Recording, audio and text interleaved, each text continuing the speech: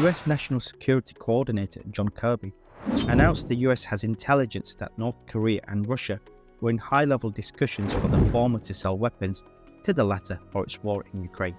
In Ukraine, the Russian army is in need of greater supplies of artillery in order to credibly threaten future offensives and mobilization measures. North Korea stands to gain a significant source of funds, food and energy from a potential arms deal with Russia, which will enable her to counterbalance its traditional dependence on China. North Korea has long held massive stockpiles of munitions to both deter and prepare for a war with its rival, South Korea.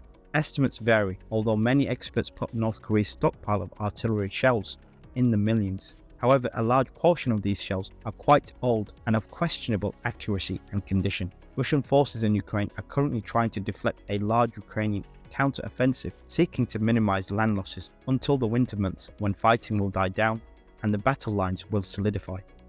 The public in Pakistan have taken to the streets this week in large numbers over exorbitant electricity bills on the back of significant increase in the national average tariff. The outrage had prompted Interim Prime Minister Anwar al-Haq to take notice and summon an emergency meeting to discuss the issue. The caretaker Information Minister Murtaza Solanki told Dawn that the Interim Prime Minister was considering several options to mitigate the sufferings of power consumers.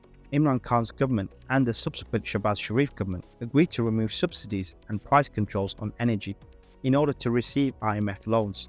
The removal of the subsidies has led to the prices to shoot up. Interim Finance Minister Shamshad Akhtar confirmed on Wednesday Pakistan's economic situation was worse than anticipated and the government did not have fiscal space to provide subsidies. She asserted that the interim setup had inherited the IMF program, hence it was non-negotiable. So far, the caretaker government has failed to come up with any relief measures as it tries to strike a balance between avoiding drawing the IMF's ire and causing more protests. Senior military officers in Gabon seized power on Wednesday the 30th of August, shortly after President Bongo's re-election was announced. 12 soldiers appeared on national television saying they were annulling the results of the national election. The Electoral Commission had given the incumbent Ali Bongo 64% of the vote, with his main challenger Albert Under Osso taking 30%. Bongo's overthrow has brought to an end his family's 56-year hold on power in Gabon. The coup plotters said they acted partly because of irresponsible and unpredictable governance, and preparation for the election did not meet the conditions for a transparent, credible and inclusive ballot, so much hoped for by the people of Gabon. Opposition members believe a palace coup took place where the Bongo family got rid of one of its members who was weighing on the family and in order to prevent Albert Under Osso from coming to power. This would now be the 7th coup in West Africa since 2020.